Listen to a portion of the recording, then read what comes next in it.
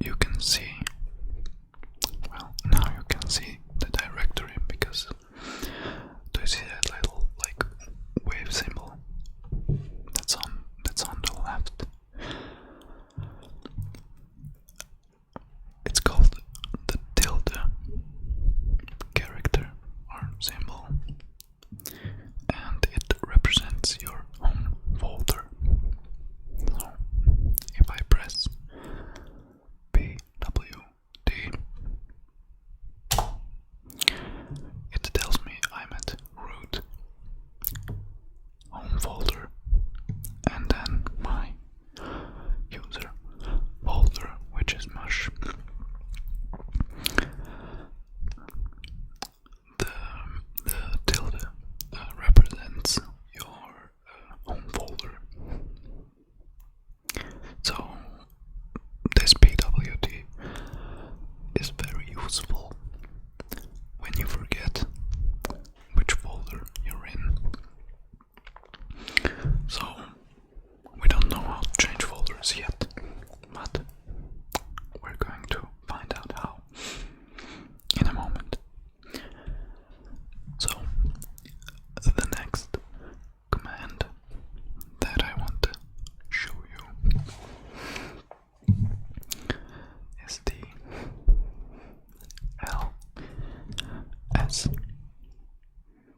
which I think stands for list, or yeah, probably stands for list, because it lists all of the files that you have in your home folder. So in my home folder I have, well, the 4 test videos that I did, because I didn't change the location where OBS saves the files. And then I have the basic Unix folders that you get with when you install Linux. So how do I go to, let's say, the downloads folder or directory? Well, that's easy. You just type cd, which stands for change directory. And if you do cd on itself without any arguments, it does nothing. You stay in the directory you were before. So you need to pass an argument to the cd, and let's say I want to go to the downloads. I would type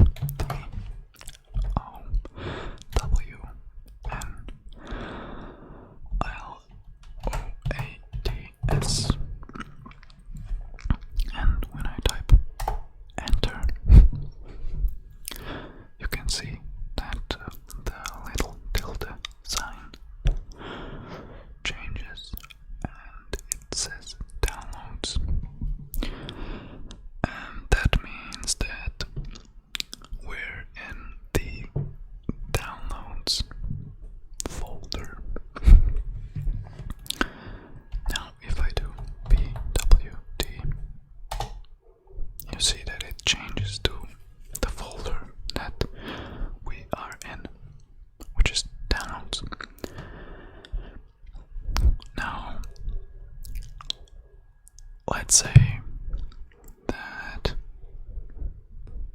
yeah, and we can type ls, but it will be empty because I haven't downloaded anything on this profile. So the cd command itself right now. It returns you to the home folder. So no matter where you are in or on your computer, when you pass the cd command with no arguments, it returns you to the home folder. I'm sorry if you could hear my phone vibrating. Okay, so now we're back home. If I do pwd, you can see we're in our home folder. So maybe I want to go to the documents. So cd documents. So when you're typing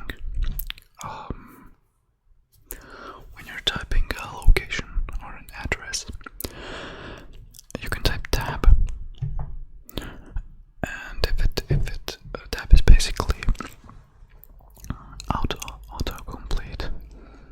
So because I have multiple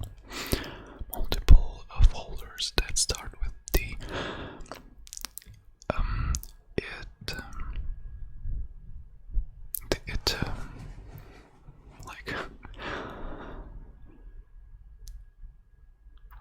it printed out all the folders that start on D. If I type O and type tab or press tab twice, it now shows me all the folders that have the O. And when I type W, it autofills the argument because no other folders start on the O and W. And it knows what I want now. So that's just a little shortcut, so you don't have to type the full address. Okay, let's press enter. And this directory is empty, as you can see. But my screen is getting a little bit cluttered right now. So you can pass the command clear, and it will clear the screen. Okay, so let's say I want to make a directory in the downloads folder. How do I do that? On a desktop, well, on a desktop environment, or on like Windows, you can just press right click in your folder and it's done. Well, on the terminal, you can do it by simply typing mkdir or make directory and pass some name to it, like directory 1. And now let's see. Wow.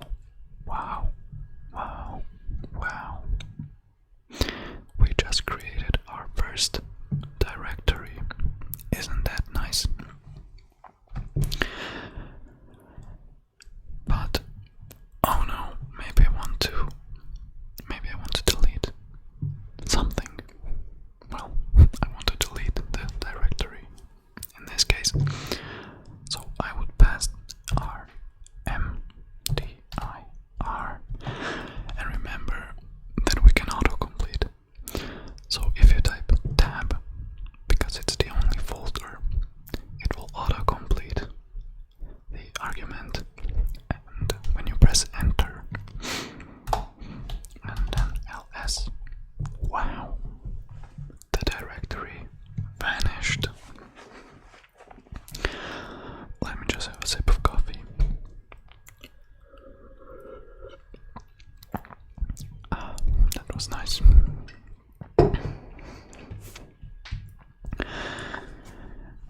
Okay, so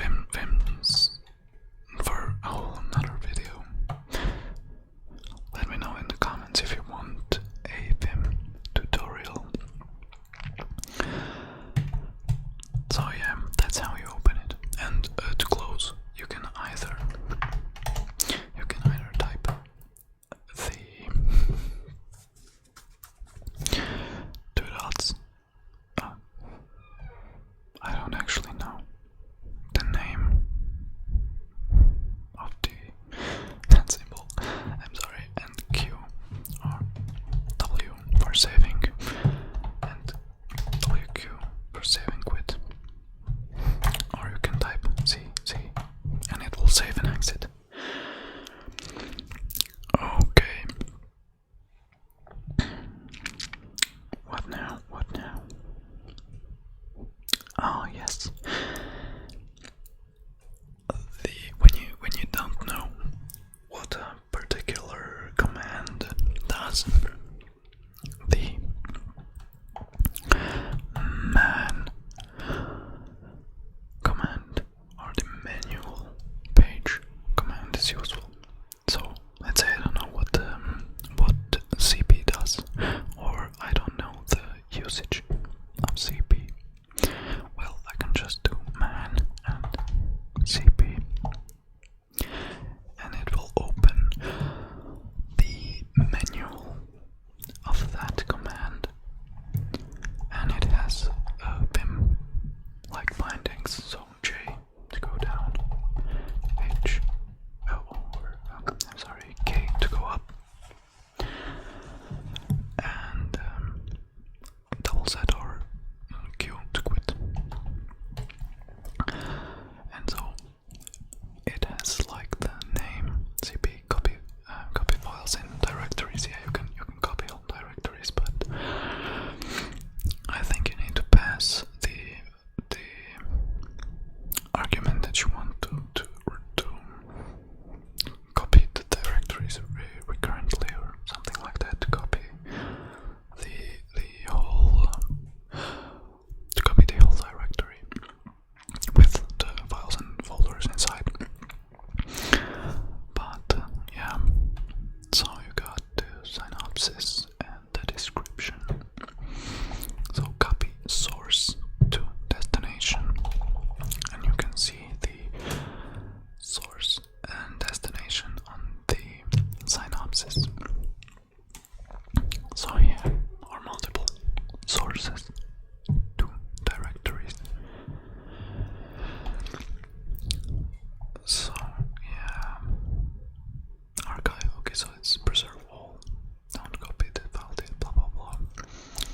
You can make a backup. You can do all kinds of stuff. You can even create a symbolic link instead of copying.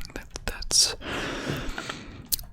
basically like making a shortcut in Windows, let's say.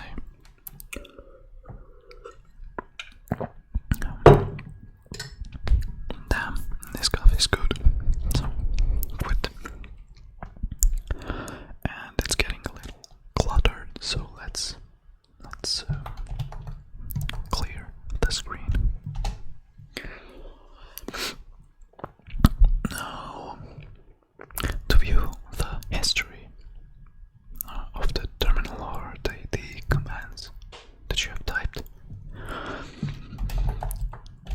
you simply type in history,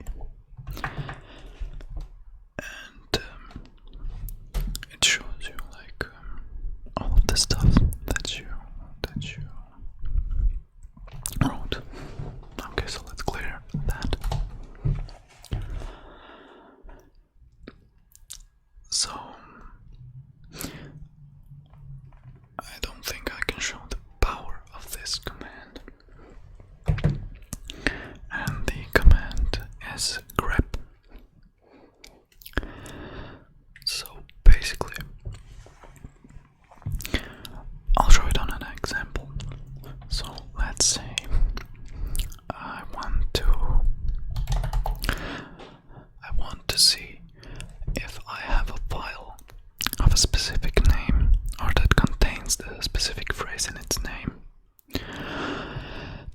in a folder that contains like thousands of files. So what I would do is ls list, and then with the pipe character, the pipe character does like what pipes do.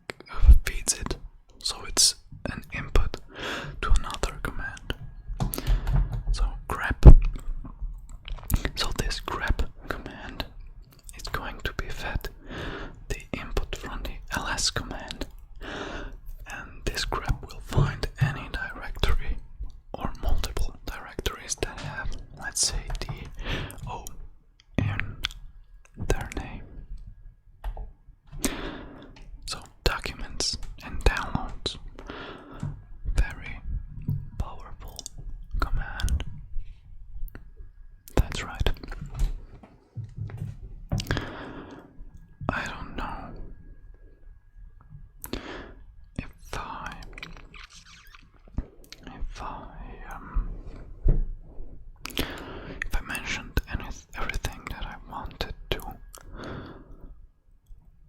but I'm trying to think of something that I didn't. But yeah. So if you want to delete a file, I forgot. So let's go to